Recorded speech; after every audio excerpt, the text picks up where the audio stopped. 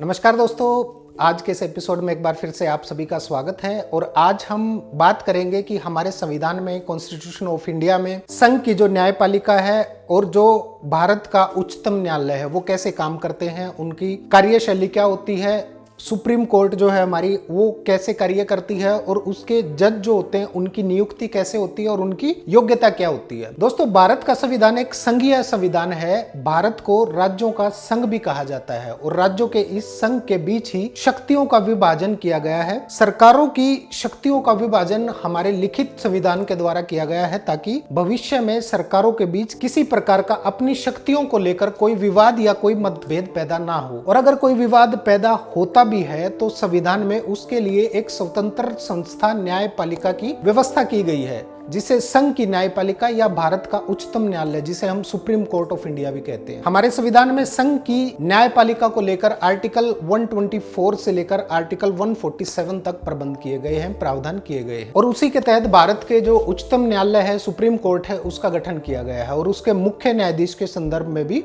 उल्लेख किया गया है। उच्चतम न्यायालय नागरिकों के मूल अधिकारों का संरक्षक होने के साथ साथ संविधान का भी संरक्षक है। संविधान के आर्टिकल की व्याख्या या इंटरप्रिटेशन करने का और उसके संबंध में अंतिम निर्णय देने का अधिकार भी भारत के उच्चतम न्यायालय को ही प्राप्त है। भारत के संविधान में आर्टिकल 124 के अंतर्गत भारत के उच्चतम न्यायालय का गठन किया गया है। आर्टिकल 124 ये कहता है कि उच्चतम न्यायालय में एक मुख्य न्यायमूर्ति होगा और संसद द्वारा विधि पूर्वक तरीके से इसकी संख्या 7 या उससे ज्यादा की जा सकती है। समय समय पर भारत के उच्चतम न्यायालय के न्यायाधीशों की संख्या बढ़ाई जा सकती है। वर्ष 2009 में इस संख्या को बढ़ाकर 30 कर दिया गया था। प्रेजेंटली भारत के उच्चतम न्यायालय में कुल न्यायाधीशों की संख्या 31 है। संविधान में उन न्यूनतम न्यायाधीशों की संख्या को उपबंध नहीं किया गया है जो उच्चतम न्यायालय के मामलों में सुनवाई के लिए अनिवार्य होते हैं। लेकिन आर्टिकल 145 ये कहता है कि ऐसे मामलों में जिसमें संविधान के निर्वाचन के बारे में विधि का कोई सारवान पर्सन या सब्सटेंटिव क्वेश्चन शामिल है, उसका डिसीजन या विनिश्चय करने के प्रयोजन के लिए आर्टिकल 145 के तहत निर्देश की सुनवाई के लिए बैठने वाले न्यायाधीशों की संख्या कम से कम 5 होगी। इससे यह स्पष्ट है कि उच्चतम न्यायालय अपनी संवैधानिक शक्ति और आर्टिकल 145 का आधिकारिक प्रयोग तब तक नहीं कर सकता जब तक कि न्यायालय की खंडपीठ में जजों की संख्या 5 ना हो। उच्चतम न्यायालय के न्यायाधीशों की नियुक्ति राष्ट्रपति करता है और इस मामले में राष्ट्रपति को कोई विवेक की शक्ति नहीं है, अपनी मनमर्जी से कुछ नहीं कर सकते राष्ट्रपति। आर्टिकल 124 ये कहता है कि राष्ट्रपति न्यायाधीशों की नियुक्ति उच्च न्यायालय के न्यायाधीशों से परामर्श करने के पश्चात करता है। न्यायाधीशों की नियुक्ति राष्ट्रपति सर्वदा मुख्य न्यायाधीशों के परामर्श से करता है। भारत में इस तरह न्यायाधीशों की नियुक्ति के लिए कॉलेजियम सिस्टम प्रचलित है। राष्ट्रपति उच्च न्यायालय के न्यायाधीशों से भी परामर्श कर सकता है। दोस्तों, न्यायाधीशों की नियुक्ति करने की राष्ट्रपति की शक्ति एक औपचारिक शक्ति है क्योंकि वो इस मामले में मंत्रिमंडल की सलाह से कार्य करते हैं। अगर देखा जाए तो भारत के उच्चतम न्यायालय के न्यायाधीशों का चुनने का अधिकार स्वयं न्यायाधीशों को ही दिया गया है। संविधान के आर्टिकल 124 के अंतर्गत राष्ट्रपति को संविधान द्वारा विहित योग्यता रखने वाले किसी भी व्यक्ति को मुख्य न्यायमूर्ति नियुक्त करने की शक्ति प्राप्त है। लेकिन अन्य न्यायाधीशों की नियुक्ति के मामले में राष्ट्रपति मुख्य न्यायमूर्ति से परामर्श लेने के लिए बाध्य होता है। आर्टिकल 124 में इस बात का भी कोई उल्लेख नहीं किया गया है कि उच्चतम न्यायालय में वरिष्ठ न्यायाधीशों को ही मुख्य न्यायमूर्ति नियुक्त किया जा सकता है। संविधान में ऐसी बाध्यता न होने के बावजूद प्रारंभ से ही, शुरुआत से ही उच्चतम न्यायालय के वरिष्ठ न्यायाधीश को ही मुख्य न्यायमूर्ति के पद पर नियुक्त करने की परंपरा चली आ रही है। न्यायाधीशों के गुणों और उपयोगिता के आधार पर ऐसी कोई परंपरा नहीं है। अब बात आती है कि सुप्रीम कोर्ट का जज बनने के लिए क्या क्या योग्यता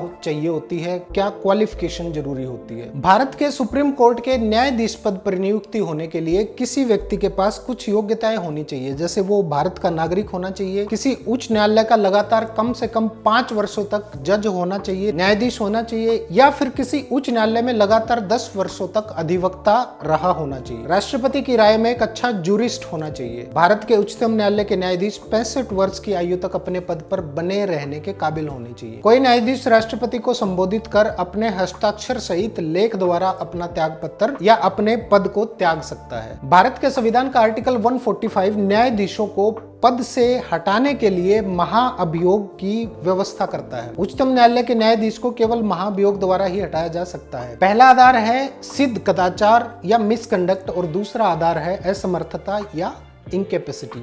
राष्ट्रपति के आदेश द्वारा उच्चतम न्यायालय के न्यायाधीशों को पद से हटाया जा सकता है अगर उसमें ये दो खामियां पाई जाती हैं अगर वो इस दो तरह के कृत्य करते हैं। पहला सिद्ध कदाचार या मिसकंडक्ट और दूसरा असमर्थता या इनकैपेसिटी। उच्च न्यायालय के न्यायाधीश को पद से हटाने के लिए संवेदन या मोशन लोकसभा और राज्यसभा दोनों के कुल सदस्यों की संख्या के बहुमत द्वारा सदन में उपस्थित और मतदान करने वाले सदस्यों के कम से कम 2/3 बहुमत द्वारा समर्थित होना चाहिए। इसके बाद प्रस्ताव राष्ट्रपति के समक्ष रखा जाना चाहिए और उसके आदेश देने पर उक्त न्यायाधीश को पद से हटा दिया जाएगा। ऐसे किसी प्रस्ताव के संसद में रखे जाने और न्यायाधीश के कदाचार और असमर्थता के अन्वेषण या साबित करने की प्रक्रिया संसद विधि द्वारा निर्मित करेगी। कोई भी न्यायाधीश उस वक्त तक अपने पद से नहीं हटाया जा सकता जब तक कि वो वास्तविक रूप से अयोग्य और दुराचारी ना हो और ये आरोप उसके विरुद्ध साबित ना कर दिया जाए, क्योंकि संविधान द्वारा न्यायाधीश की पदावधि को संरक्षण प्राप्त है। आर्टिकल 124 सब सेक्शन 4 में प्रयुक्त सिद्ध कदाचार शब्दावली का क्षेत्र बहुत विस्तृत है और इसमें भ्रष्टाचार निवारक अधिनियम 1947 की धारा 5/1 में वर्णित आपराधिक दुराचार भी इसके अंदर ही